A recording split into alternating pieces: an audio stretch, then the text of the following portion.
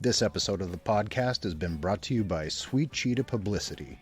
Sweet Cheetah is an inclusive, socially conscious PR collective that puts their money where their mouth is. They have a current roster of bands that reads like a greatest hits anthology. Brainiac, Catholic School, Jawbox, The New Amsterdams, Oceans in the Sky. I mean, the list goes on and on. They also do PR for record labels such as A La Carte, Arctic Rodeo, Steadfast, Rad Girlfriend, and so many more. How do they pay it forward? How do they put their money where their mouth is? By generating thousands of dollars in annual charitable donations to the likes of Women in Vinyl, Coalition of Communities of Color, the NAACP Legal Defense Fund, and many, many more. The man has the receipts. I've seen them. It is real. The artists, labels, and podcasts Sweet Cheetah works with are curated with an eye on working primarily with friends. You could find Sweet Cheetah on all of the social media platforms, be it Instagram, Twitter, Facebook. Just look for Sweet Cheetah PR, and they will be there. He's been Tim, I've been Peter, and Sweet Cheetah has been beautiful.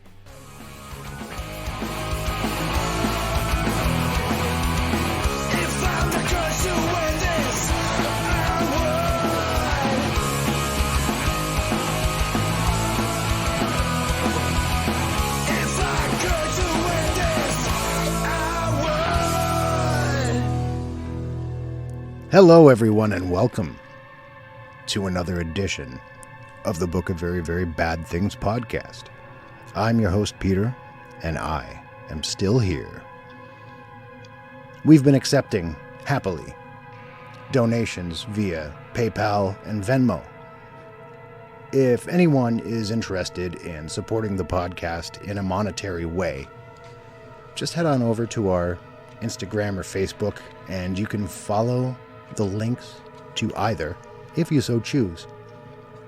Our Patreon is forthcoming. I still haven't set it up because, to be quite honest, I don't feel as though I have, the right perks to offer you for the money you would have to spend to be a monthly subscriber. So, I just want to be fair, and that being said, if you feel like donating, I'll gladly take it, and I really will appreciate it. But when the Patreon hits, believe me, it will be worth your while. That being said, on to tonight's episode. Tonight we have Fred Pissarro.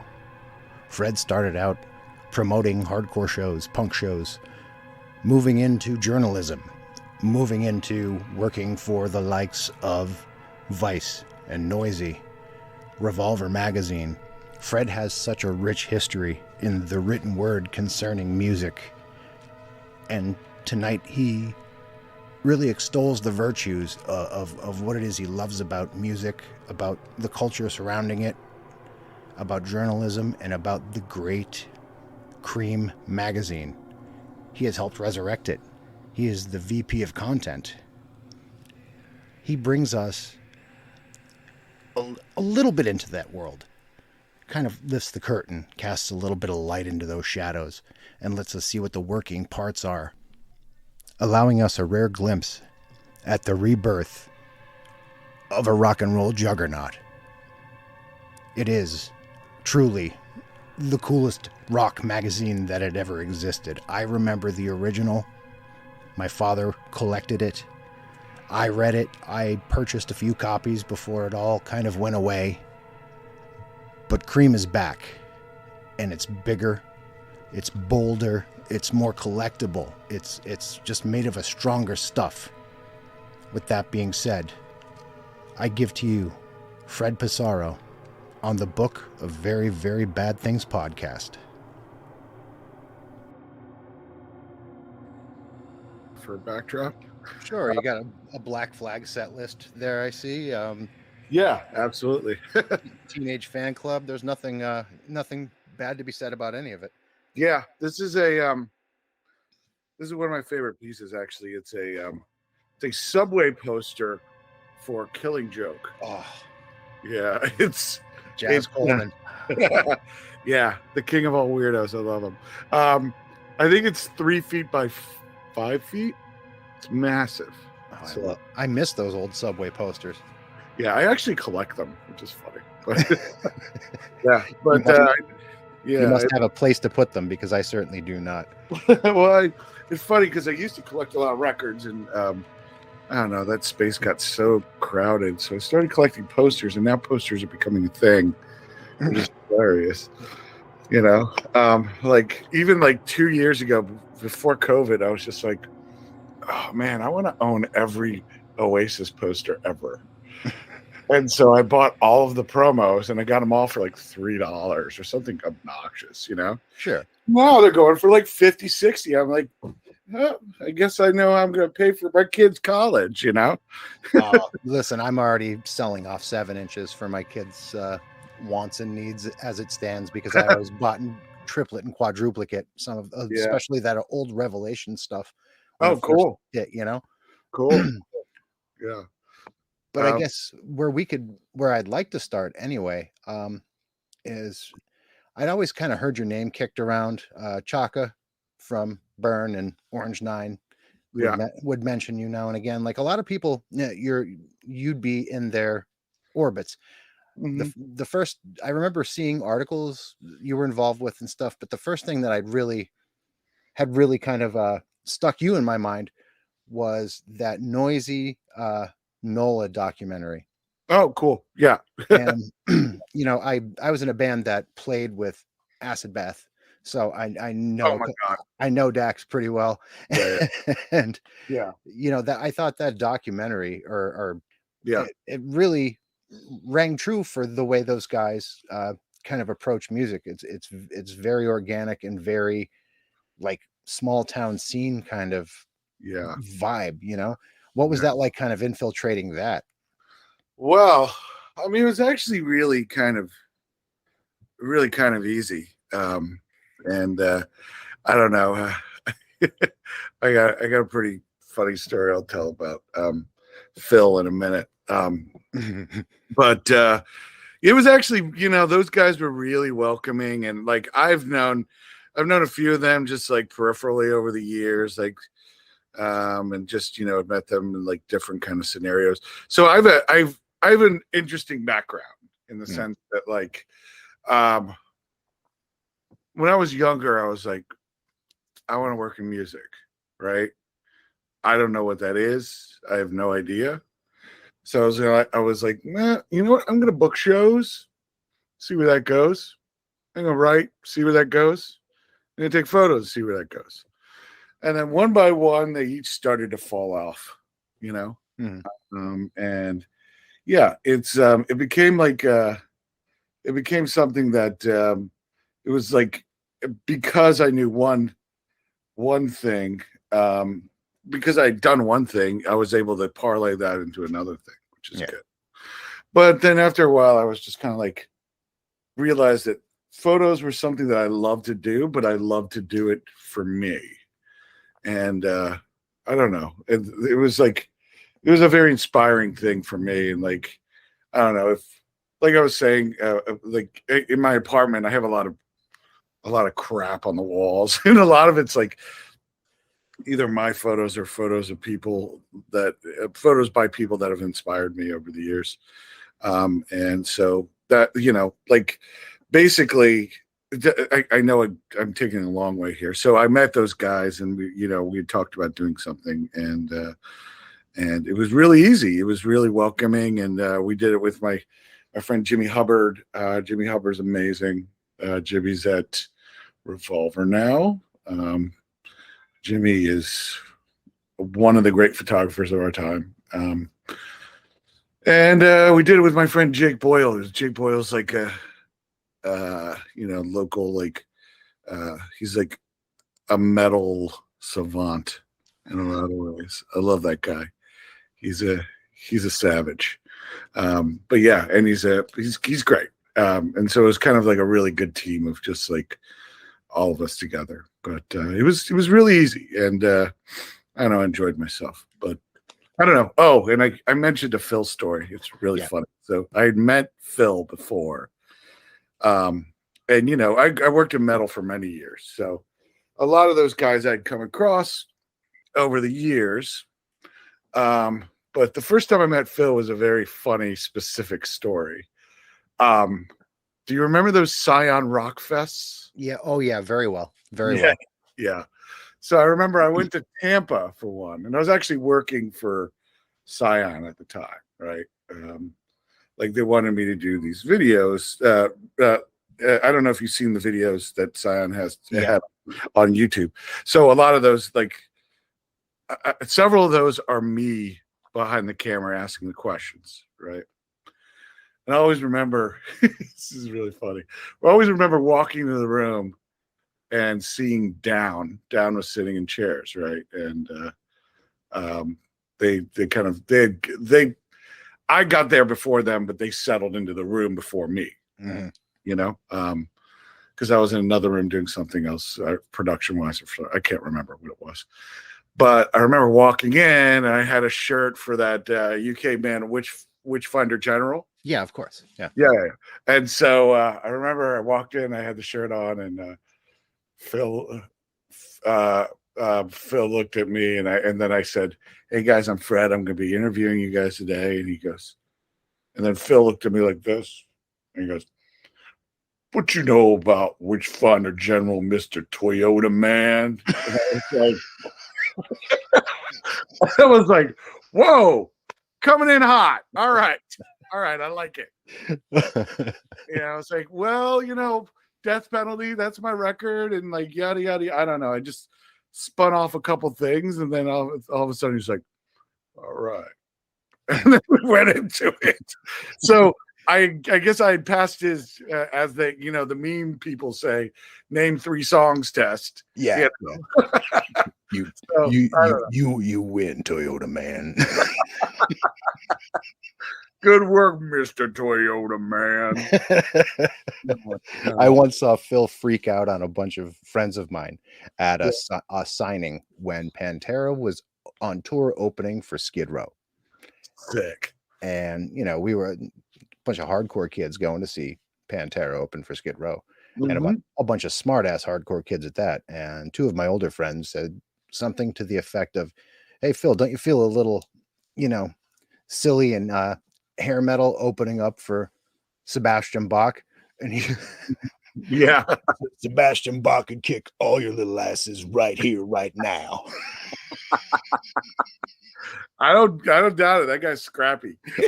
I don't doubt it either, and I don't know. Guy. He's wiry, but I have to say, like, I never ascribed to that kind of like thought pattern where I'm a hardcore kid, so I can't love Slave to the Grind, because I thought that was a great album too. I'm sorry. I don't think Start Today and Slave to the Grind are that far apart, really. Yeah. I mean, I think dude, I'd be lying to you if I said I didn't listen to Skid Row on the way to listening to Burn. Honestly. Why not? Yeah. I mean, like it's funny. Yesterday I was with some homies at the bar, and they were playing they were playing like Dokken. Yeah. And I hadn't heard Dokken in a while. I used to love Dokken.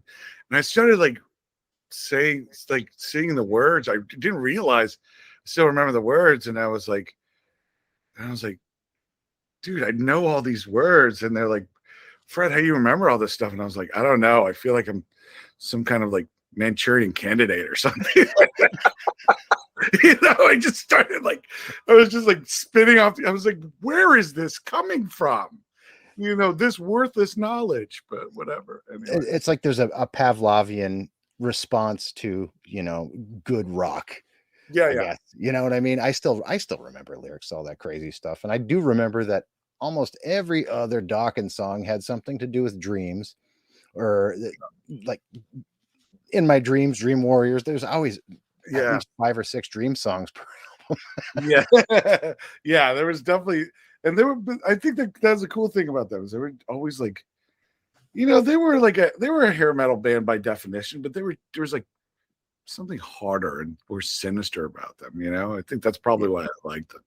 Well, I mean, you don't get onto a Nightmare on Elm Street soundtrack without being a little sinister, Yeah, exactly. Even if you have a $20 Aquanet hair, budget on your rider, doesn't matter. I missed that shit. Come on. I still fuck with it too. I'm just saying, it was really a thing. But yeah, I'm with you, man.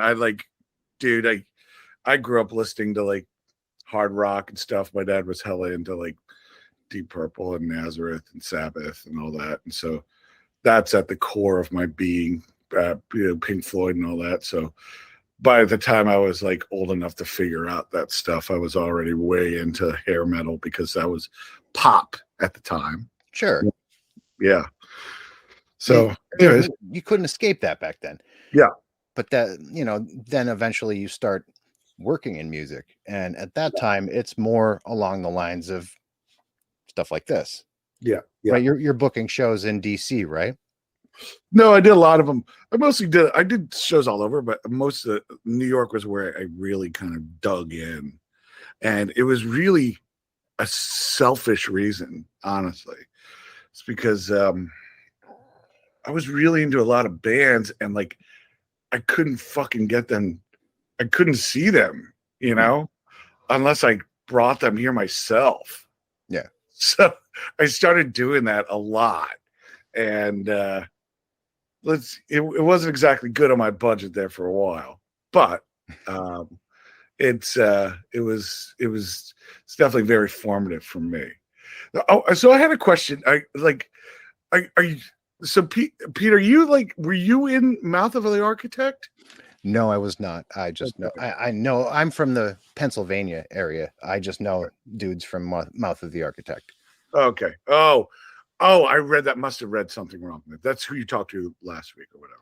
A couple weeks back, yeah. Okay, yeah. That's what it was. All right, because I definitely like that band. I tried to get them out here. Where are you from in Philadelphia? Scranton, Pennsylvania. Scranton, gotcha. All right. Like that tiny little butthole on the northern edge of PA. It's it at least in my early teen years was a very flourishing little hub for hardcore and punk.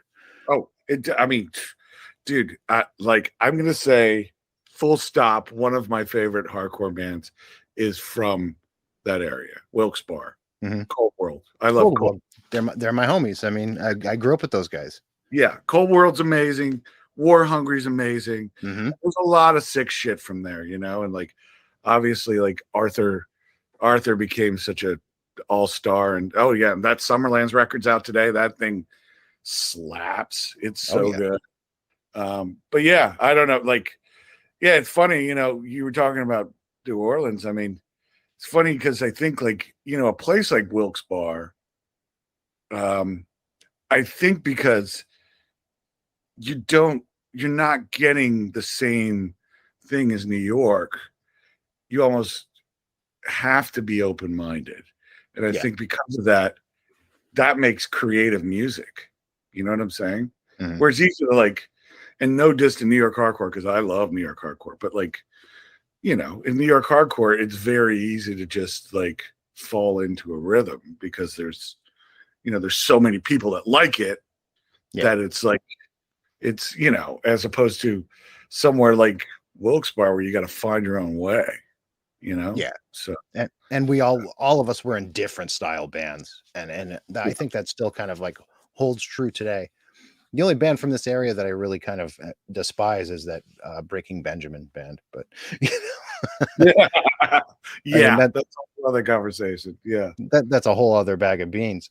But it to me, it speaks to a greater resonance that someone who kind of started out in the same kind of thing that I started out in, moves from where you had started to Cream magazine, which when I was a very young kid, I would find Cream magazine laying all over my house. Mm-hmm. Yeah, I mean? It was kind of biblical. I mean, and you have names that are kind of like vaulted in the history in the annals of music journalism, like Lester Bangs. And yeah, to be help take up that mantle again. How did that kind of come to pass for you? Jeez. Well, first of all, I would be absolutely lying to you if I didn't say it wasn't intimidating. Right. It's intimidating to like I grew up just like everybody else. I grew up reading him and jumped off and found different other heroes from there. But like Cream was like Cream's like and if the funny thing is, like, I always say this, Cream is I think, and maybe there might be some people that disagree with me, but I feel like in a lot of ways Cream is like the punk Bible. Yeah. Like it's because just if you think about the cornerstones, it's proto-punk, it's the MC5, it's Iggy and the Stooges, and even if you go back, we have our archives available for people, like to subscribe to or whatever. Like I've gone through so much of it over the past year and a half, and but it never ceases to surprise me, some of the stuff that's in there. Like just the other day, I was skimming through something and I found a mention in 1981 to Flipper in Cream magazine. You're not going to find a Flipper reference in Rolling Stone. Fuck no. Ever. No. Yeah, and like the history, like you wouldn't find it now. Even if, David Yao is playing with them and stuff, you're still not going to see it, And I think that's the thing, is like, obviously I grew up punk and all that, and my tastes are way wider than that, obviously, just like all of us. But so that I always gravitated towards that. And I think, basically myself and the CEO, John Martin, we basically felt the pull to like try to, it kind of goes back to the show thing, Okay. like how I was saying that, like, I was booking shows because I wanted to see bands.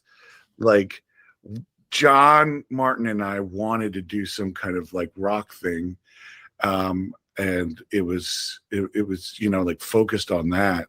And then I think it's just a birds of a feather thing that like we crossed paths with JJ and JJ Kramer, like the owner and the son of the original owner. Yeah. It's just, it's kind of just like birds of a feather thing that we would eventually cross paths with him and go down this road together, it's because it was just a mutual interest thing, and so, yeah, that's basically how it is. It's like, I've always been a rock and roll guy.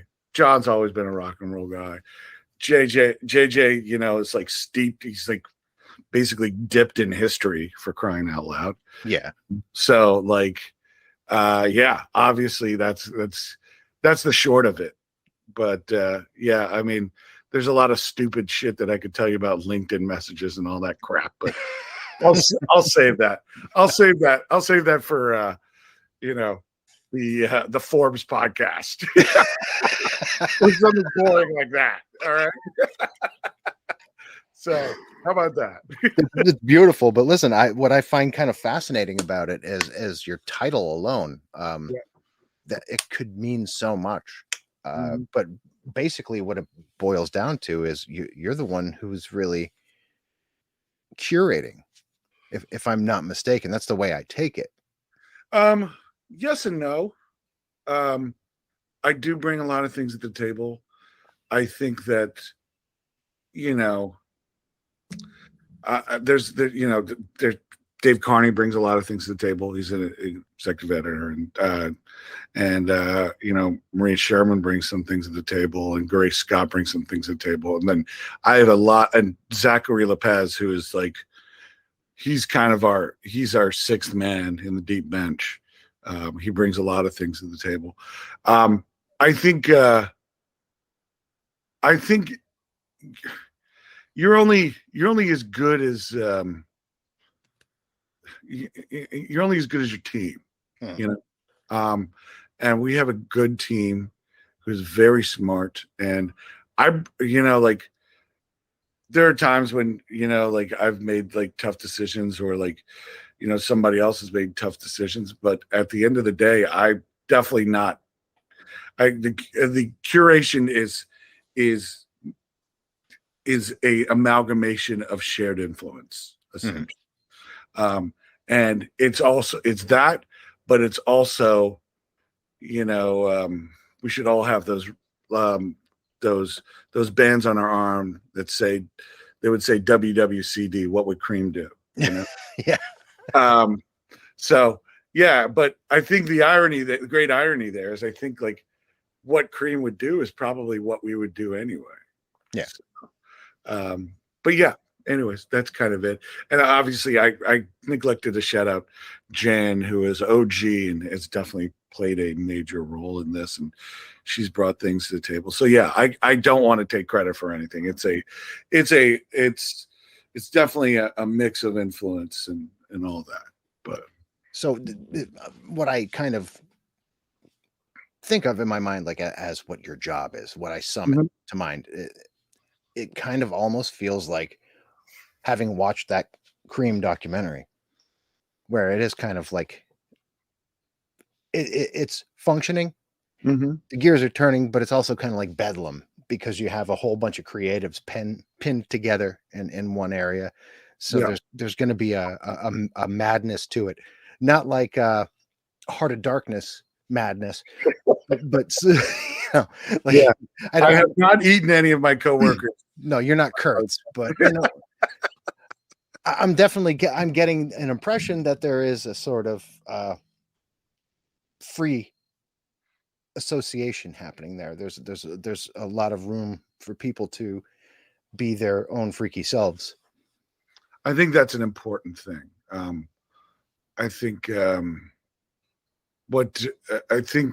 you know, like what Cream did very well, and if I can slag a competitor, I'll bring that back in a second. But what Cream did very well was bring out the voice of the writer, you know, and take some chances and do things that, like, frankly, a lot of people didn't have the balls to do, you know. And I think, you know, a lot of places it's a funnel, you know, it's like everything should sound like be written a certain way, and it should check all these boxes if they're going to cover it, and yada yada yada. We're a lot freer with that. I think it's important to realize that influence comes from a lot of different places. I think, you know, there's I was discussing with someone the other day the idea of our current society and playlisting society, you know, and like the fact that when you listen to Spotify, there's the whole suggested thing. And at first when you think about it, you're like, that's awesome. You know, that's cool. But if you really think about it, what is it doing? Spotify is essentially spitting back music that you like back at you, right? Which is great. But you and I know that a lot of the times it's even better when someone you know or don't know suggests something to you that you have no idea about. Yeah. You know? And I think that's kind of what we try to do with Cream. It's like, you know, instead of just kind of like this algorithm of good, quote unquote, that a lot of people are following, we just follow our heart. And I think that's more important. And I think to speak to that, what I really always said I despised about streaming music and the like was the way I'd always discovered music, for the most part, outside of, like, you know, friend suggestions and stuff when I was a kid, was reading thanks lists and you know, this band is friends with this band, so I'll check this band out. I mean, that's how I moved through half of Roadrunner's catalog in between 1988 and 92. Yeah, exactly. It's between that and what you're doing right now. You're wearing a Burn shirt. You know, it's like, I remember I would go to a show and I would see a guy in a shirt and I'd be like, that guy's a sick guitar player and he's wearing that shirt. That band probably slaps. And so most of the times they did, sometimes they didn't, but I definitely learned a lot from checking that out, you know? So, I actually miss the days when you could see someone wearing like a Nine Stores and New Boughton shirt and you're like, automatically that's kind of a cool human being, or this is not a Fugazi t-shirt. Now you see those people and there's a distinct possibility they have no fucking idea what they're even wearing. Yeah. And I agree with you in that sense. And it is that is kind of a bummer. But then on the other side of it, man, it's cool to finally see our heroes like making money, Mhm. and that's cool because like there's far too many Right Said Freds and Milli Vanillis and like all these other nameless, faceless one hit wonder types that like got that money and we completely forgot about it. Yeah. Whereas like a Metallica, like I remember listening to Metallica growing up. Metallica has stayed with me. You know what I mean? Like Mhm. my entire life. That's wild to think. It's wild to think that like any band that I listened to when I was younger, say for obviously, I mean, these are classic rock and stuff, but like, it's wild to think that any band that I would find on my own, I would stick with it for decades. And Yeah. that's insane to me, if you really think about it in a macro sense. But yeah. No, Anthrax has stuck with me legitimately since I was a very small child. And Yeah. all of that had to do with my cousin wearing a Fistful of Metal shirt. And back in those days, that was a wild fucking shirt. Yeah. No shit. Yeah. So I had to hear that. And from that day until this day right now, I still am in love with that band. And I always will be. There's Yeah. no question. Totally. It's a beautiful thing to kind of hitch your anchor to a star like that and have it carry you through the entirety of your life. It's comforting. Yeah, absolutely. So there's a Yeah. lot of that going on in the offices.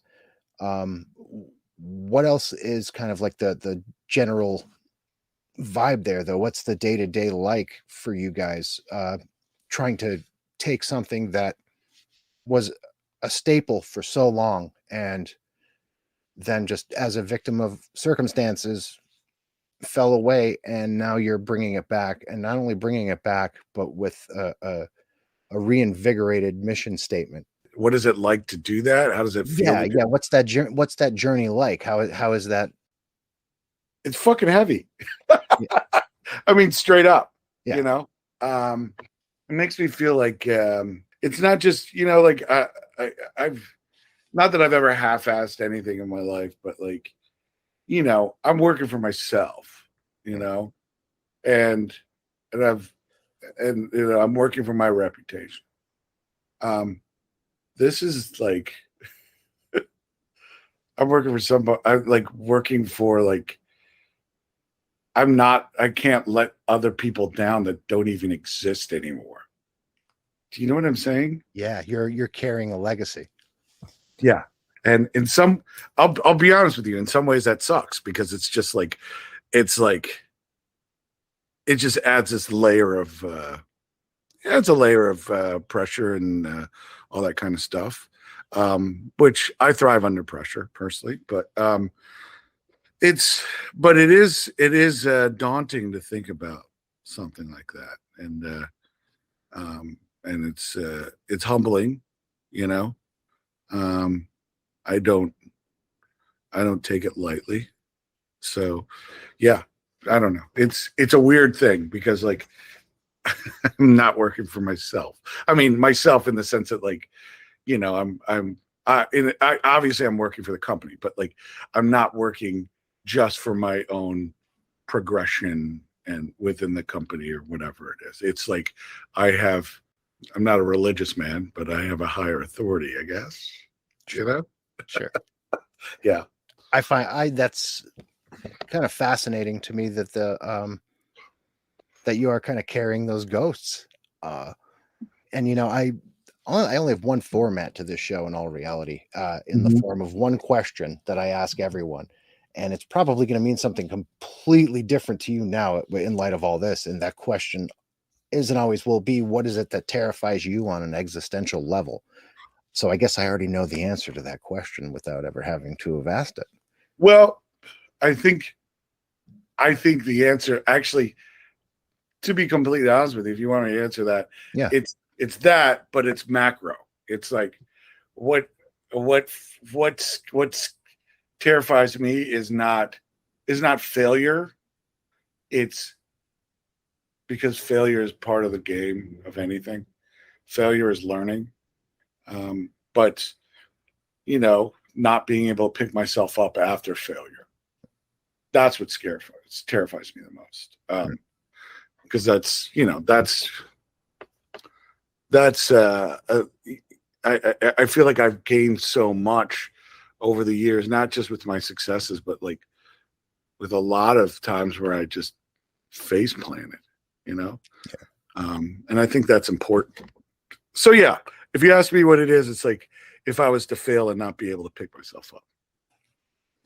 Yeah. So, I mean, it plays into it, but yeah, that makes actually a lot more sense. So you're putting together the maiden voyage, that first issue, and like you're dipping into some really deep influences from the cover on through. I mean, building that first one, that had to be the ultimate, like in the studio, like sweating it out. Like was there a plan right from the get-go that that the few of you, when you at the outset of this, when this was first, like, okay, here's what we're gonna do? 1,000% no. It was just make it the best it could be. I'll be honest with you, and like some of the rest of the team might not even know this, but if you were to ask me who I wanted for the first cover, it would be Raymond Pettibone. And it's because to me, like, he is such like, I don't know. For my birthday this year, I got a poster of it's a giant, it's like a big poster that advertises the Nervous Breakdown 7-inch. Mm-hmm. It's from 81. It's like, if you want to book Black Flag, call this number. It's insane. It's cool. But like, so like Black Flag and the way that they navigated through punk and all of that, and just kind of like play anywhere, anytime, and like, you know what, we're going to sound like this now because that's how we want to sound. That to me was very influential. And so it, like, not only is Raymond Pettibone a very respected artist, I feel like having him really kind of shows the kind of like free spirit that we wanted to be emblematic of, so that was the only one thing that I would say I mentally planned. Frankly, I thought it was a little out of reach, and I'm shocked. I'm beyond. I shouldn't say shocked, but like, I'm very, very, very stoked that it happened. Yeah. But yeah, the only thing I knew that I wanted is I wanted it to reflect eclectic taste of rock. I wanted to be unafraid to look backwards, and I wanted to be unafraid, unbound by genre, subgenre, I should say. And I wanted it to be interesting, and I wanted it to be fun,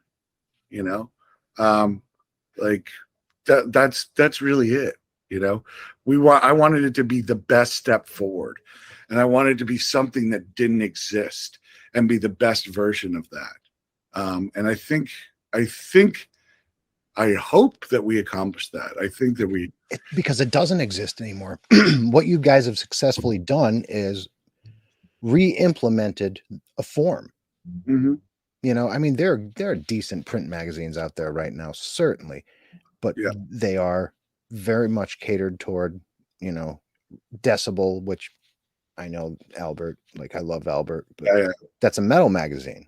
Mm-hmm. Revolver is a metal magazine. And then, New Noise is a hardcore and punk magazine. It's a zine. It's just a really prettied up zine. Sure. This is a fucking rock magazine. For the first time, I've looked at a rock magazine and been like, shit, there it is. And I can't, probably 25 years. Yeah. If not better. Yeah. I mean, there's a lot of things that are out there that profess to be rock magazines, but definitely are not. But yeah, I mean, like, I gotta say, like, I don't know if you knew this about me, but I helped launch Revolver magazine. Yeah. So like the earlier stuff, I always liked some of the really kind of like deep dive earlier stuff that they did. And like, I've done quite a few pieces for Albert over the years, and Albert's always been a good supporter of mine and like has helped me out in a lot of different ways. And I think that he's an excellent curator who knows good writing for sure. And some of his people have written for me over the years, including Jay Bennett, who's doing stuff for us now. Yeah. But I agree, and I think rock magazines. I think just in general, I think people love to just have something to hold and read. It's the same reason why I never bought a Kindle, frankly. Like I still buy books. Everyone, I think Kindles are awesome, and I think they're great means to an end. And there's nothing cooler than having a Kindle, being in an airport and be like, I'm reading this book now. That rules, But it's a whole different ballgame when you're holding it, and you can feel. I don't know if I think you can just feel the love and the effort that goes into it. Whereas, something like a Kindle or something, or even a website to some degree is just programmed and sent into the ether. Yeah, exactly. But a record, a book, there's a tactile experience. Like it even smells good. 100%. Like a really good print, like you could, if it's linen, whatever it is, like it feels phenomenal. Yeah. Everything about it is an assault on the senses in the best possible way. Yeah, we need that. Yeah, 100%. Hold on a second. I'm going to grab my copy. Yeah, all right, absolutely. Okay, so I don't know if you have a copy of this. If you don't, let me know and I'll take care of you. Yeah, I need to get one. I haven't gotten one yet. So look at the size of my head. Jesus Christ. That is the size that Cream magazine used to be. Yes. And I will say for the audience that I have a big fucking head. I have a 7 5/8 head. I'll put it that way. All right. So that's only one size. That's only one size bigger than mine, brother. Well, I don't know, but it's definitely a big one, and like, I think there's just something just kind of like, it just feels like it feels more substantial. Yeah. Now, not only is it literally more substantial, it feels more substantial. So I don't know. It's really something that we wanted to kind of like hammer home how important this is, and how key it like that is to like the music process and like to journalism in general. And it's just a really, I don't know, sometimes I get overwhelmed by it, frankly. So that's beautiful, because like just to see, like, it's occupying the same three-dimensional space as we do. Mm-hmm. And of course that's going to carry more weight. For sure. Yeah. But you're coming from a heavy journalism background. You've been a journalist for over 15 years. Yeah. Yeah. Imagine starting out just in journalism. Like, I started out doing fanzines. If I were to walk into something like that, I'd be just taken aback. In an almost spiritual way. And it makes sense to me that you are, because this is like the legitimately like the Vatican of rock, Cream magazine. Well, thank you. That's very flattering and awesome. I'll tell you, like, one thing that when you said something very key there earlier about about how long I've been doing this. I've been doing this for a long time, but the fact of the matter is like, there's a lot of people who've been doing it a long time who have forgotten how to be unique and how to push the envelope and how to just fucking stand out, man. You know? And I get it. We all got bills to pay. We all have we all have things to do, and like just writing in general is a tough ass racket. Absolutely is. Very cutthroat, but at the end of the day, like what matters? It matters the song and the word.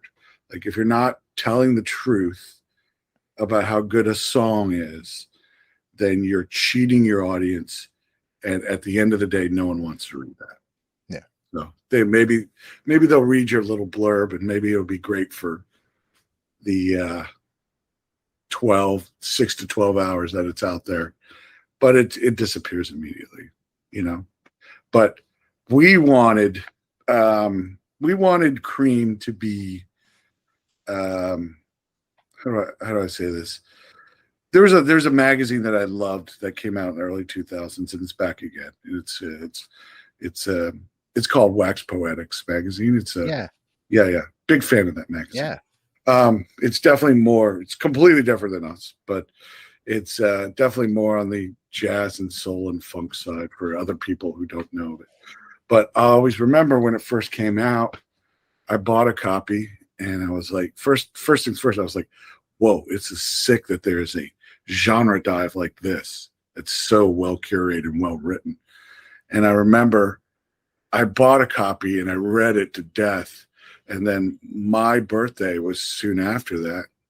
And my then ex got me, my now ex, my then current girlfriend got me 2 subscriptions, you know, one that went in the shelf and one that effectively went by the toilet. Wow. So you were getting a burner copy and a library copy right off the hop. Yes. And that was my goal for this, is like, I wanted you to hate yourself because you were fucking up this magazine because you loved it so much. Yeah. You know, that's, to me, is the ultimate compliment. You know, and let me tell you about just having gone through the electronic version, what it brought to mind. And this is not a great magazine at all, but it is a great moment in mass publications is insofar as music. Remember Nirvana on the cover? I think it was on the cover of Spin magazine, where Kurt has a homemade t-shirt that says "Corporate rock magazines still suck." Yeah. I think it's a Rolling Stone cover. That is a Rolling Stone cover. You're correct. I still have it too somewhere. Yeah. But that's an iconic image. That was an iconic issue, just for the time period and everything. Like I remember Henry Rollins getting the van. There was an excerpt of that, I think, in that exact copy, if I'm not mistaken. I would have to go back and check, but we don't have to. But that's what this brought to mind. Like it's that esoteric, but that truly iconic, because you got the Pettibone cover, you have all of this disparate content that's all vibrating at 11. It's all great stuff, but it's a barrage on the senses that's so well curated and looks so fucking good. Like the graphic design is. It reminds me of what those magazines were 25, 30 years ago. Yeah. No, I totally agree.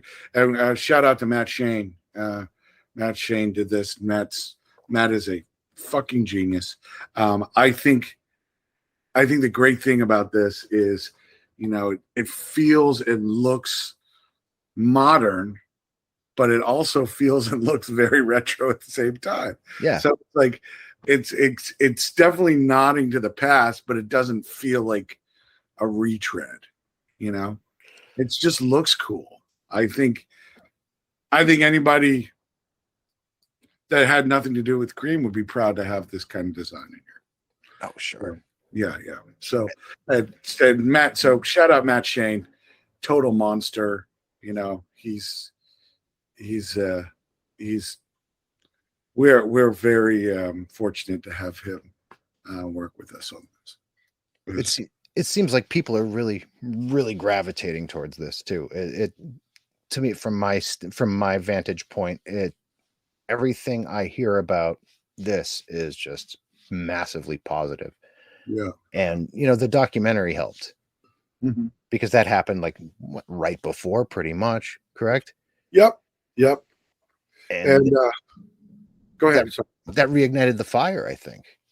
I think so. I think and shout out to Scott Crawford. Scott Crawford's the director of the documentary. Him and JJ hooked up and they started making the documentary, and it's really an inspiring piece, not only just for like a deep head like me, but just like for John Q normal guy. I think it's pretty sick, and it was definitely inspired by that, and that's it's definitely a good capture of that, of what they were trying to do, and how kind of like weird and I shouldn't say weird, more like unique that situation was, like the amalgam of influences that came together to make this X number headed monster that was Cream, and now is Cream in a different way. Yeah because it is the same sort of grouping of human beings, the same type of cast of characters. And I think that's important. Just like in a band, it's important to have like the drummer, who's usually the psychopath, and the bass player who hides in the back and is terrified of everybody, but is probably more talented than everybody else in the band. And and that's kind of that's every group of human beings that do something creative together. Just like in a family dynamic, everybody inhabits that space, that role. So of all of those roles, what do you think your role would be in that sort of band or family situation? Wow. It's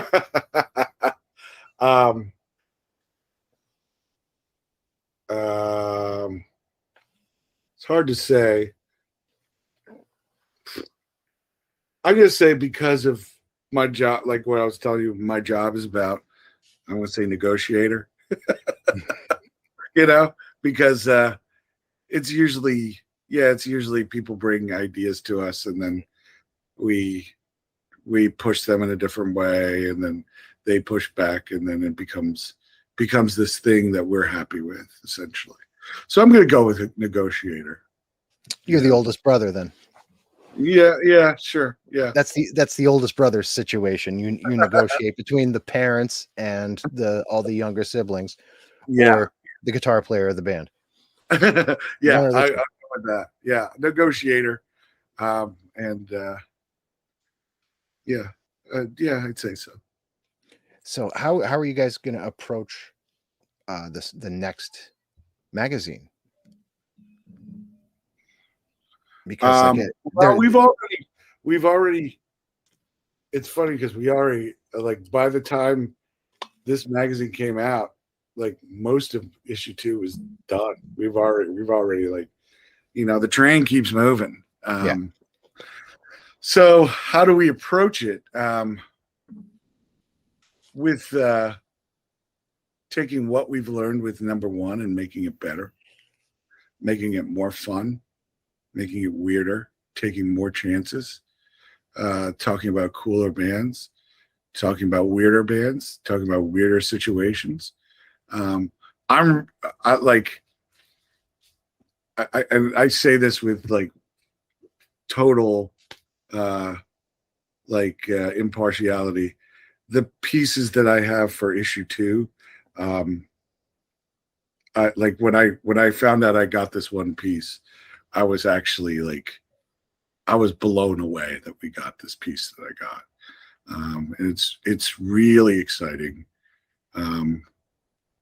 But yeah, and there are several things in there that are just really exciting that and I'm really happy that we're pushing the envelope and like doing things differently, and whether that's with the band or with ourselves, or with bands and music and shit, or with ourselves and how we handle those situations. So you're not shying away from like the quote unquote think pieces of the ether, you know, like you're kind of championing that kind of thing. I don't. Yes and no. I don't think there's anything wrong with the think piece. I do think when you get too many of them, and certain ones can be very, let's go with navel gazing, overanalyzed, narcissistic. You know what I'm saying? Yeah. I think sometimes some writers can just tear it off, and they forget about who they're serving. You're serving the people. Yeah. If you're not serving the people, then you shouldn't be paid, straight up. That's how it is. I could sit here and I could close my laptop and talk to the air for 2 hours, and nobody's gonna care. You know what I'm saying? Sure. So why would I care? Why would I care if you're writing this obnoxiously long thing that is at the end of the day self-serving? But yeah, I don't know. I'm very excited about some of the pieces I have in there. I don't really want to disclose them quite yet. No, I could tell you off the record, but like, yeah. But yeah, very excited. So there's probably like very little wiggle room for you to still be freelance writing at all. Yeah. Right? That's kind of like done. Yeah. I mean, I don't, well, even if there was, I don't know where I'd write. Like, I don't know anyone else that gives you the autonomy and the freedom and like will let you do weird shit in the same way that we would do it. So yeah, even if I had time to freelance, I don't know if I would freelance anywhere else, you know? Yeah. Unless it was, you know, writing about dogs or something like that. Which, yeah, dog fancy, I'm available. All right. Yeah. Call me now. So yeah, you know, I don't. So when it comes to music, I don't. It's not hyperbole. I don't know where I would write, because I feel like it's a lot of what's out there. I don't care for. Yeah, that's outside of music. The only other thing I could find myself writing about in a journalistic sense would be horror authorship, but that would be very self-serving, because I'm a horror author as well. So, are you? Yeah. Yeah. So, like, what should I? No, I shouldn't. I couldn't possibly. Now, as a musician, being a music journalist, that makes sense, because I think there's a disconnect there. You know what I mean? You may feel differently, but you know, I'm just a punk musician anyway. I'm in a shitty hardcore band. So most of the stuff I would write about, or people I would most likely interview in the confines of this podcast, are they going to be punk bands and hardcore bands? Yeah, but I cover a lot more ground than that. Sure. And I think that's only honest. Yeah. I think I think it's hard to do one thing and also criticize it in a very accurate way.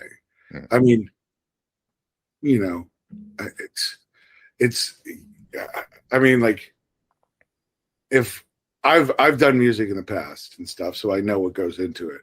And so, but like, it's, you know, at the end of the day, there are certain things that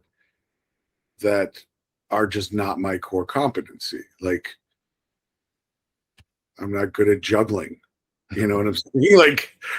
Like, if I'm not good at juggling, like, me trying to do it over and over and over and finally getting to a place that's respectable, whereas somebody else who can just pick it up and do it, like, I don't, it's you can't really, you think about those processes and you can't really judge it on an even playing field. Yeah. If that makes sense, Mm-hmm. And I think, unfortunately, you have to take away that human factor in order to be a fair judge of a creative endeavor. Because at the end of the day, creative endeavor is a person putting their feelings and their thoughts out on paper, or out into the ether. So like you need to be divorced from that a little bit, if that makes sense. That makes, you're absolutely right. And that's that's an astute observation that I don't think I would have come up with on my own, because sometimes I'm just way too in it. Yeah. And I think that's a major weakness, as a writer, maybe not as a journalist, but as a writer, that's a major weakness. Yeah. So I think I appreciate that, because that's going to help me re-examine some things. Yeah. It's funny because you said you're a horror, did horror stuff. I'm big a horror guy. Actually, I went to a screening last night. Did you go see Barbarian? No, Tuesday. I saw this. Pearl. Oh my goodness, how was it? It was great. It was completely different. Somebody asked me what I thought of it, and I said, if Pearl was a 70s a serial killer 70s porn movie, then this is a serial killer Wizard of Oz movie. So you're the second person who's mentioned the Wizard of Oz in correlation with Pearl. That's awesome. Yeah. I guess I can kind of see it just in the confines of the trailer, with the color choices that Ty West used, and also the one character, I don't know who it would have been, it wasn't Pearl. The way she was dressed was very Dorothy-esque. Yeah, but I can't wait to see that, and I cannot wait to see Barbarian. Yeah, Barbarian looks ridiculously good. Oh yeah, I can't wait to see that too. I frankly, I'm shocked at. I'm usually really on it with movies, because it's one of the things that's like a little bit purer to me. Working in music and stuff, like you get to see how the sausage is made, but like movies and film and like painting and stuff like that, like art, those kinds of arts, like those are still mysterious, Yeah. So I'm married to a filmmaker, and it's still mysterious to me even. Yeah. Oh yeah, totally. Yeah. But you know what I'm saying? I think that's so like I go to a lot of movies because of that, because it's just kind of like a way to experience art that's like, it's pure, and it's like something that's like I don't know too much about. But yeah, that said, I geek out like everybody else. I geeked out last week. I saw Roxy Music, and I cried like a girl. It was fun. Oh, you got to see Roxy Music. It was great. Oh my God. T-Rex and Roxy Music are like, they loom so large in my psyche. Yeah. Brian Ferry and Mark Bolan loom large in my psyche. And there's I guess I can't really leave Bowie out of that holy trinity either. But there's something really punk adjacent to all of that too, and I hate to keep driving that point home, the whole punk rock thing, but it's not a religion, but it is our cult. So well, I think the thing is like, I don't know if you agree with me, but like I think the way that you and I use the word punk is the way that my dad would have used the word rock and roll. Yeah. You know what I'm saying? Yes. Like we threw a bunch of bottles at them, bottles at those guys. It was so rock and roll. You know what I'm saying? Yeah. But to me, they're synonymous with one another, you know? But yeah, it's funny you say that, you know, like David Bowie, we're doing you know, we helped promote the documentary Moon Age Daydream that we did with him. And it's just, you know, everything about him is so punk, whether it's like how he's just like, I'm bored of this style. I'm going to do this other style, you know? And it's like different. He's a different human being on a different record every time. Almost. Exactly. He's like, now I'm a soul singer. Now I do experimental music. You know, now I'm a top 40 guy. You know, like it's insane. Now I do records with Trent Reznor. You know, it's totally it. But yeah, like I find a lot of you know, going back to like Roxy Music and all that, I get a lot of influence from glam rock. I loved Slade. I think the first I'll even go so far as to say like the first Cox Bar record is like a low key like glam classic, you know. That is a masterpiece, glam masterpiece. Yeah, it's boot boy glam. Yeah, exactly. And then, you know, like even like there's modern glam bands that I love a lot too. Like I really like Judah. Judah's amazing. Yeah, Judah's sick as shit. Yeah. Oh, what a great band, you know. And like and it's just so fun. I love stuff like that. And like, the Vanity record, Vanity. I forgot the name of it. It says Soccer Tavern on it.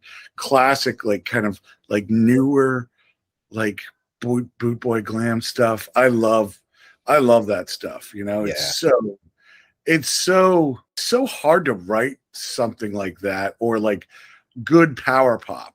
Like you can't. You know, like as much as I love the Ramones and all that, and like Ramones, like it's hard to write those songs, but like technically speaking, it's like anybody can do that, obviously, you know, play those Ramones songs, but it is very hard to write a really great power pop song. Oh, to be like what Alex Chilton did, or what Cheap Trick did, or even Matthew Sweet. 100%, yeah, Flaming all that. You know, like big stuff, all like, you know, Dwight Twilley, like I just, you know, Jim Carroll Band, all that kind of shit. Like all that stuff is just so classic to me, and because it's like that sweet spot of like good guitars and sugar melodies, you know, that probably is where that building block probably came from the Ramones, you know.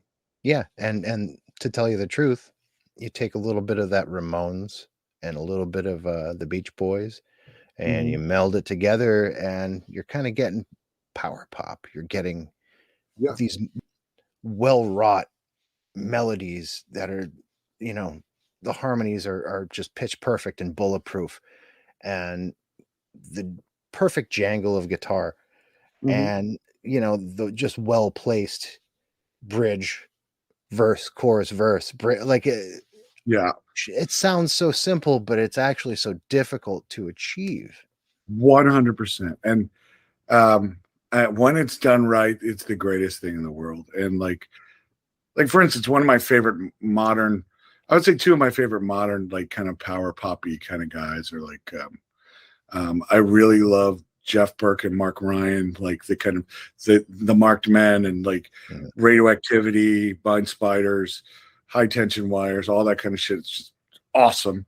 And then I'm a massive fan. Anyone who knows me knows this too. I'm a massive fan of like Ovens and Tony Molina Band and like that kind of stuff. Great. Yeah. It's just like really simple yet quietly super complicated, like power pop stuff, you know, that like nods to the Beatles and nods to Thin Lizzy and yet weirdly nods to Metallica at the same time. I don't know. It's cool. And what's cool about somebody like Tony too is Tony Molina has all of his records are very, very stark in the way they're presented. Yeah. You know, the covers follow a pattern. Yeah. You know, they're all very similar, and they all have this very, very singular aesthetic. And the music, you can say that about as well, but not really. It's Yeah. this ever evolving, sugary, beautiful trip through what could be lyrically construed as some very, very dark topics. Yeah, absolutely. Yeah, and I think that's 100% true. And he's an incredible songwriter, and it's just he has taught he has single-handedly taught me so much about music over the years, about like, you know, like these weird, like kind of smaller like power pop bands, and smaller like what he calls English Baroque pop bands, like bands that are kind of like, you know, in the how do I describe it? I don't know, come with me. But like a lot of that kind of stuff is like his corner, and he's taught me a lot about it, you know, and I love stuff like that. But yeah, I would say power pop is probably one of my favorite genres. And I mean, like, hardcore will always be up there. 90s rap is a huge part of my lexicon. I mean, there's Tribe right there. I mean, Yeah. I'm surrounded by it. Far Side over here, like that's. Yeah, I see Leatherface over there too. Oh, Cherry Knoll. That's like, unfortunately, that's a repress, but I have an original pressing of Cherry Knoll somewhere in this mix too. But there's something about that, what people call it the golden age. Just that 88, 87, 88 through 92, 93 hip hop, native tongues specifically. But also there's like, you have your offshoots, but I was in New York at that time period, right at school, and I was listening to Stretch and Bobbito, and that was informing like a vast amount of what I was really taking in as a young hip hop aficionado. And I'll tell you what, 9 times out of 10, you were getting something that was at least listenable. Yeah, yeah. I look, I was the biggest fan of Stretch and Bob, and I'd go to Footwork and like Fat Beats a lot, and like there's so many times that like I was really a big fan of that, of like New York, in that like New York rap in that era, because and I think in a lot of ways it very much mirrored punk. You know, it's like it was a street movement. You know, just like punk originally was. It was it wasn't chasing anything except for a good melody, you know. It was just strictly a people's music, and I think that might be one of the reasons why it was so important to me, because it was just it wasn't concerned with being anything except for itself, you know, and that's sick shit, you know.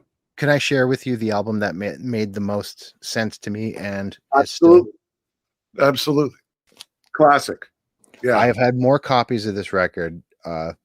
Public Enemy, Fear of a Black Planet this has meant more to me than almost any other album on planet Earth, because it legitimately turned my entire world around and informed my worldview in such a way that my parents, who were very much not happy with my hip hop listening at that time period because of the amount of vulgarity.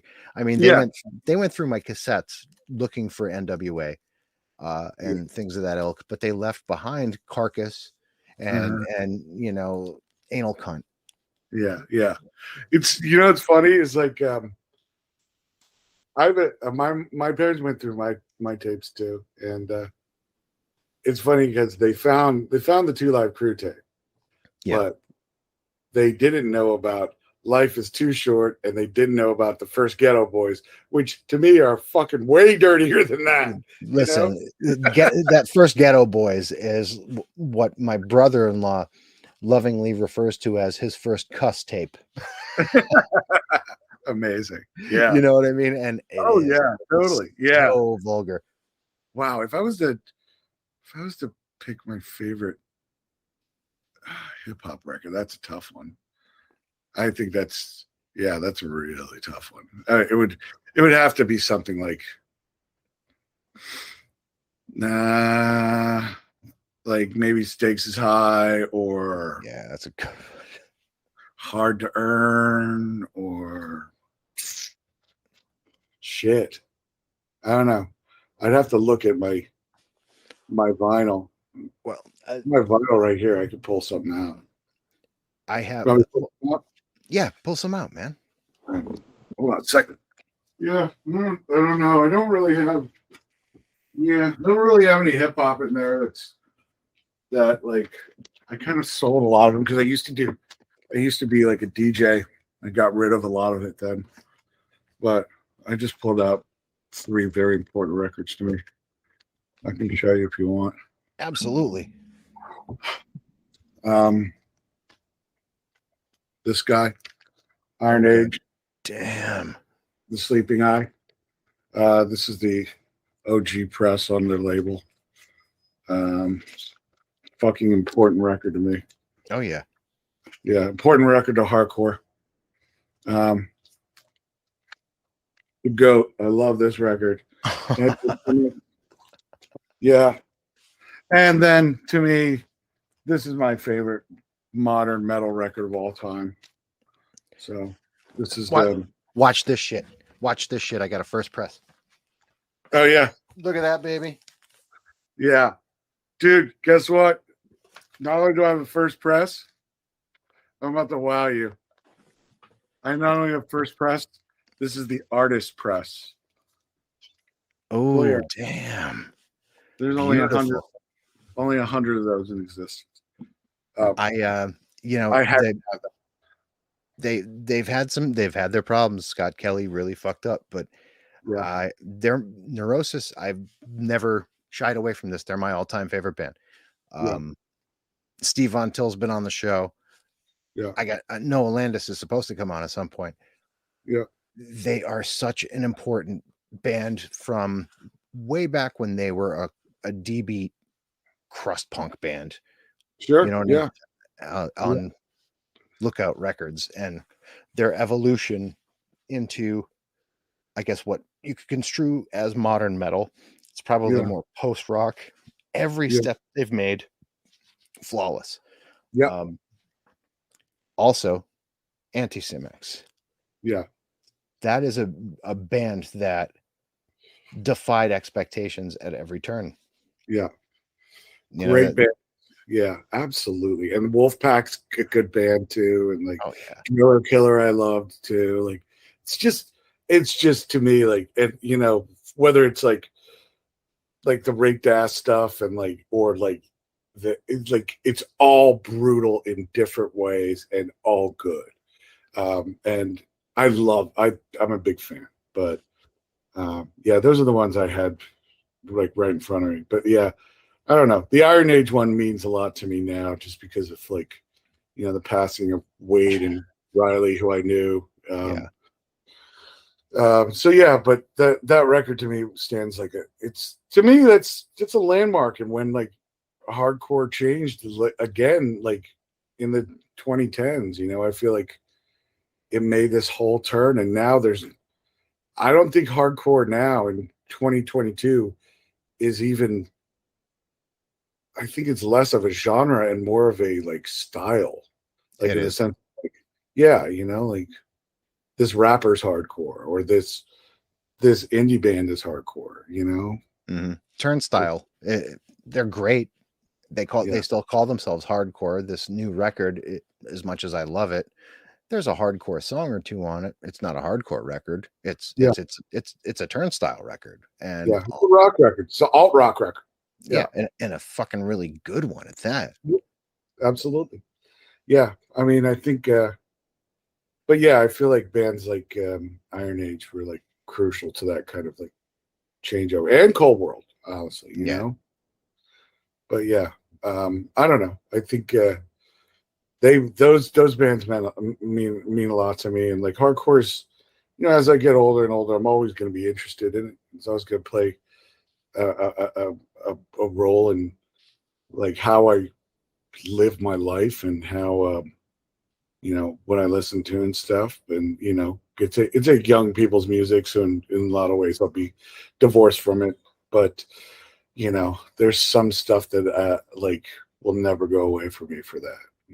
Well, no one could expect us to still be going to shows every weekend, like we did when we were in our teens and 20s, because that's not tenable. We have responsibilities and mortgages and all kinds of shit. Yeah. But there's going to be that kid who was still going to shows at arcades at age 12. Uh-huh. You know what I mean? And just living for the whatever night their like New School was going to be playing, Yeah. And I think that's the attachment. And I don't mean to sound morose about it or have this unrealistic expectation that it's always going to sound the way it sounded. I don't want it to. Mm-hmm. But I think in retrospect, it's not just the way it sounded, but it's the way it made me feel in those moments. Mm-hmm. And I think that's what you guys are fucking doing with Cream. Oh, well, thank you so much, in a man. big way, because you're making it feel the way a rock magazine made me feel when I would pick up my dad's copies of Cream when I was like fucking 9 or 10 years old, man. Well, I can't think that is a major like honor to hear that. I appreciate that. That's also majorly terrifying, but not really. I mean, terrifying in the sense that getting back to my whole thing about gods and like people that I looked up to, and fulfilling that, and making sure that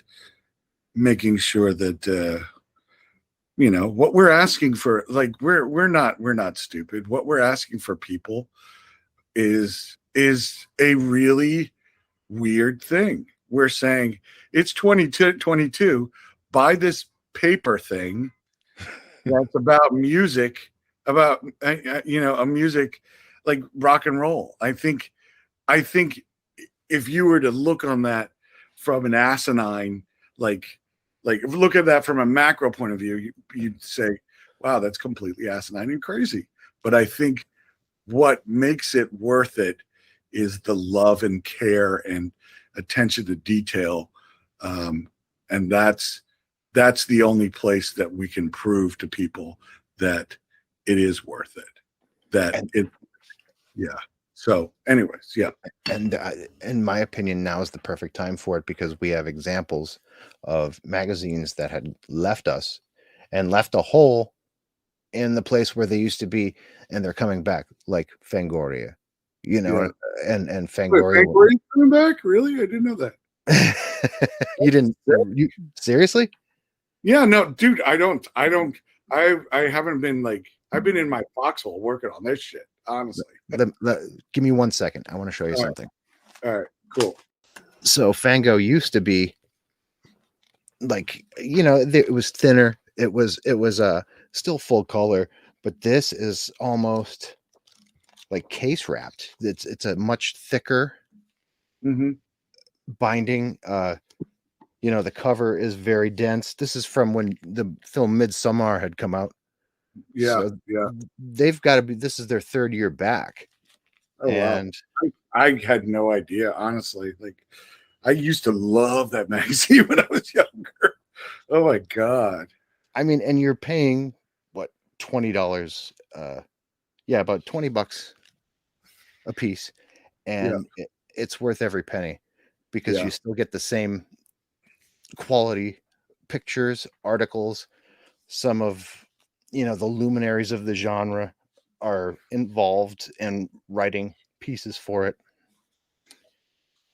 This proved to me that you can come back and do it in a big, powerful way. Yeah. But wow.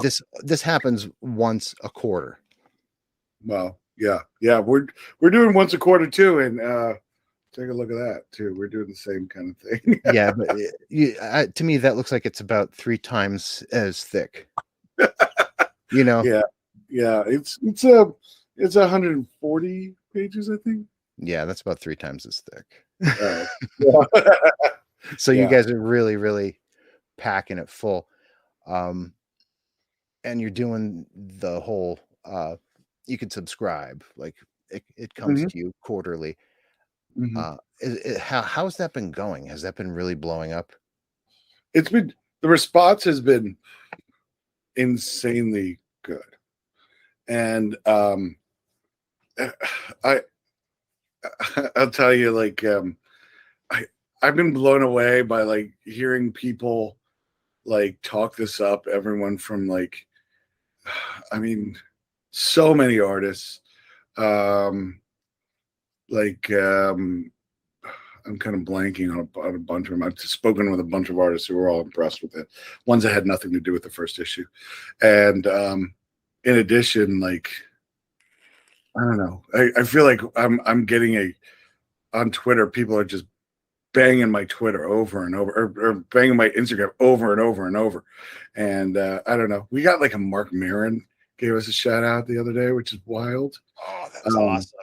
yeah, it's really funny because like there's some model, I forgot her name. She's like some big runway model, and we took a photo of her in her band. I didn't, and like she like it's a small band, and she heard about it. And she's like, "Oh my god, I'm in Cream magazine," and she pushed it, and like all these people are pushing it. It's wild, you know, and it's like, and then we have like we have a lot of, I mean, to be fair, we have a lot of support from like people that not only were fans of the magazine before, but like you know, like I brought into the fold, or like John's brought in the fold, or like Grace or Maria or whoever it is, you know. Like a great example is Shaka, and a great example is Howie Abrams. You know, like Howie Abrams Oh, and I Howie. used to, yeah, Howie's the greatest. Howie and I used to do a bunch of stuff together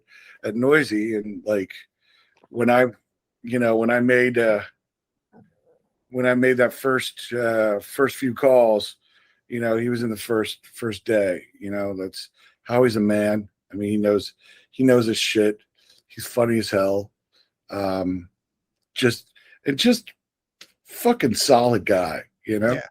Um, so yeah, like, you know, like Howie, and like just a lot of people were just itching to be a part of it, and it's like to the point where like it kind of felt weird to like turn down some people. But I guess that's a great position to be in, you know. Best position to be in. Yeah. I'm hoping you guys find your way to some, Edward Culver photos or Yeah.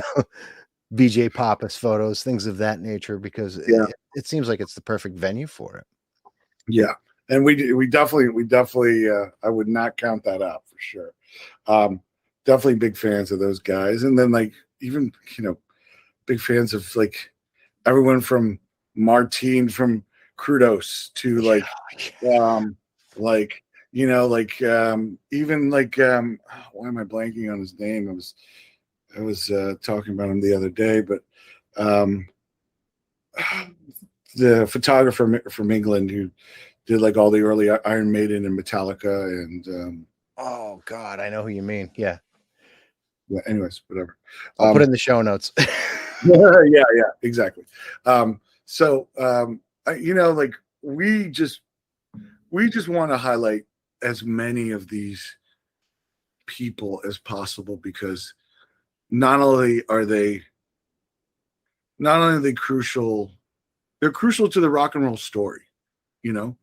um and to me, the rock and roll story was not, it's it was written in the past and still being written now. And I think that's a great thing about it, is it's like it's ever evolving, and it's the stuff in the past has like helped formulate the stuff that's coming out now. And I think it's awesome, you know. It's awesome to hear like, you know, older guys talk about how much they love like Bill Callahan, or like how much like great examples. I did like a piece with John Hinckley, John John Hinckley Jr., the guy who tried to kill Reagan. Yeah. When he was, I I put some of this in there, but he and I actually had like a 20-minute conversation about indie rock and like magnetic fields and guided by voices and like just like Yola Tango and all this stuff. And I'm just like, I'm talking to a man who tried to kill the president about Stephen Merritt right now and Merge Records and Superchunk. This is fucking weird, you know? But I mean, that speaks to the power of like how he's a musician. Yeah, exactly. Yeah, exactly. It's weird. It's wild to think about that, you know. But yeah, it's something that's rock and roll is self-referential, and it's also completely, I don't care about the past at the same time, and that's what makes it great, you know. And you guys evangelize it to the point where Cream is like the new Bible, because you're not leaving any part of the buffalo out. Yeah, you know. Yeah, we tried to. Yeah. I mean, we got like, yeah, and I think that's the most important thing, is like making sure that we're doing that justice, you know. Like I consider, in my personal sphere of influence, like I consider like Velvet Underground and Quicksand and Neurosis and I don't know, like Charlotte Gainsbourg to all be very influential to me. You know what I'm saying? Or Serge Gainsbourg. I mean, Serge Gainsbourg, not Charlotte. Charlotte's got some good movies though, but instead, and a couple of records, but not like Serge Gainsbourg. But you know what I'm saying? It's like there's to me, like that's what's great about that stuff, is like music is mood, and I listen to different things when I'm in different kinds of states of mind, and I don't think anybody, like, you know, like there's this kind of stigma that like, you know, like hardcore guys or punk guys or metal guys or whatever it is only stay in their herd and only stay in their stable, but that's not true. You know, everybody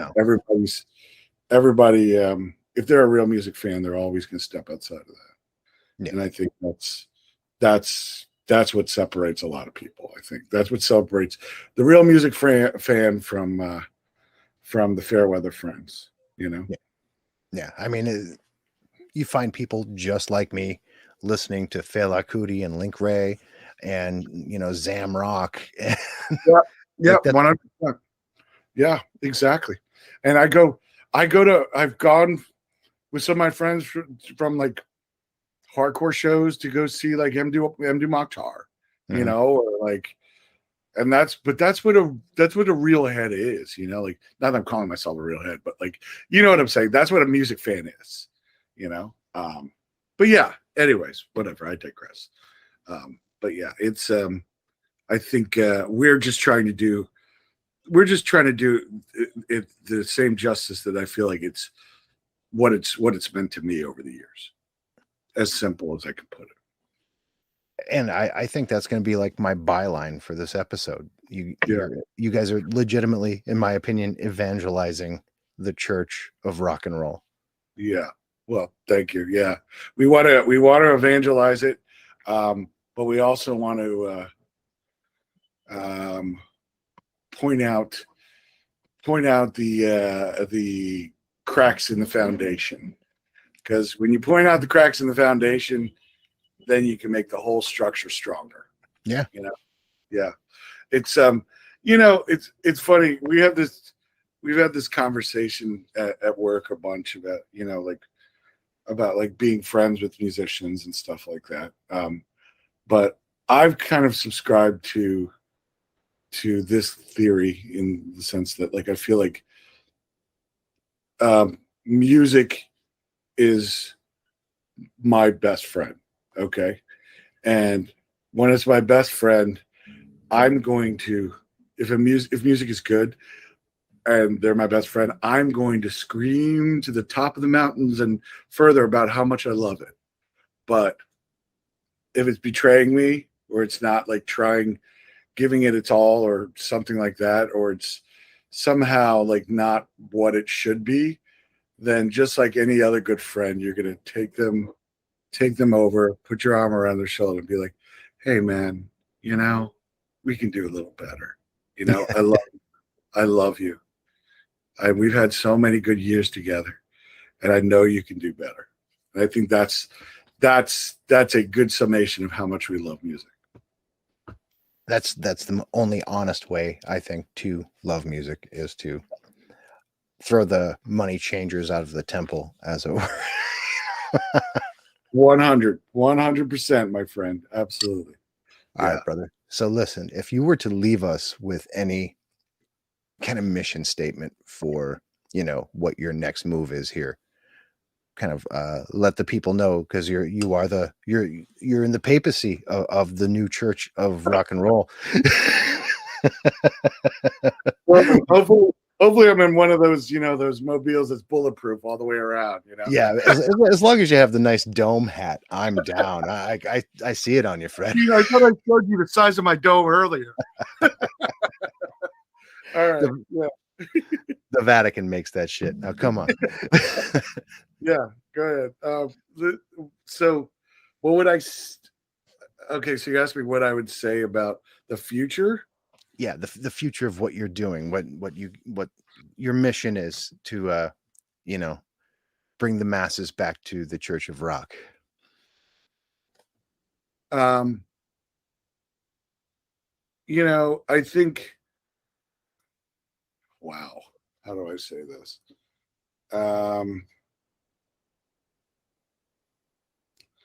I think I don't think we're concerned with the masses. Matter of fact, I'm gonna go and say, I'm gonna quote Drake and say, "No new friends." Fact of the matter is, we're not concerned with fair weather friends. We're not concerned with people who are into this thing one week and it's cool, and to be into this other thing the other week. We are not catering to those people. We are catering to people who love these genres and will never stop. There are times, just like in every other relationships, you have your rocky times and you have your times when you're fully goo goo gaga. But we are 100% concerned with serving those people who are the diehards and who care, because those are the people who are the real fans, and I feel like with Cream, we're going to tell the truth to those real fans, and because we owe it to them, because I feel like in this day and age, you don't get a lot of truth, and I think that's one of the sad things about what's going on in music journalism in general. So, yeah, how do I boil that down? I would say, what can you expect? You can expect honesty, best foot forward, and quality, and mutual respect between what I present to the reader, in the form of like what we put out there, and hopefully the respect that we get back for how they feel about the stuff that we're giving them. So the ultimate goal is mutual respect, because we definitely respect our readers, and we want to do everything we can to gain that respect back. I think you off to one hell of a start. Amazing. Thank you. Okay, great. Well, thanks for having me on here, man. Thank you for coming on. This has been a pleasure. I'm blown away by how cool you are, and your knowledge and your passion for this thing. You know what I mean? Appreciate it. Yeah, that's very kind of you, and It's been a good tennis match here. I enjoyed it quite a bit. Likewise. I appreciate it, Fred. Okay, thank you, and I guess have a good rest of your Friday. You too, brother. All right, take care. See ya. That was him. That was the guy, Fred Pissarro. They don't make him like that anymore. Not truly. You know, an actual, factual music journalist, a lover of all things rock and roll, from, you know, hair metal to hard rock to hardcore punk. We run the gamut. The power pops in there, just the actual deep, visceral love of all things music. We covered hip-hop. We covered everything that is pertinent to culture musically right now. And all culture starts from music. Make no mistake. I want you all to go out. I want you to pick up a copy of Cream, especially since on December 15th, issue 2 comes out, featuring the Smashing Pumpkins, a whole photo diary, Henry Rollins and Joe Rogan, Gwar, a look into Dave Berman's final days, a Creedence Clearwater Revival CIA scandal, and the Winklevoss twins. Cover art by Jeremy Dean, who has done work for the Rolling Stones, the Grateful Dead, and Black Flag. Check it out on December 15th. Make sure to tell him I sent you, by the way. I really don't have much more to add to this. He and I hit it off. We got in there deeply. We're of the same cloth, as I said. So listen, folks. Thanks for coming back again and again. Thank you for supporting. Thank you for donating. Thank you for doing all that you do for us. So please, like, subscribe, the whole nine. He's been Fred. I've been Peter. You've been beautiful. And from 333 AM Studios, this has been the Book of Very, Very Bad Things podcast. Take care of each other, everybody.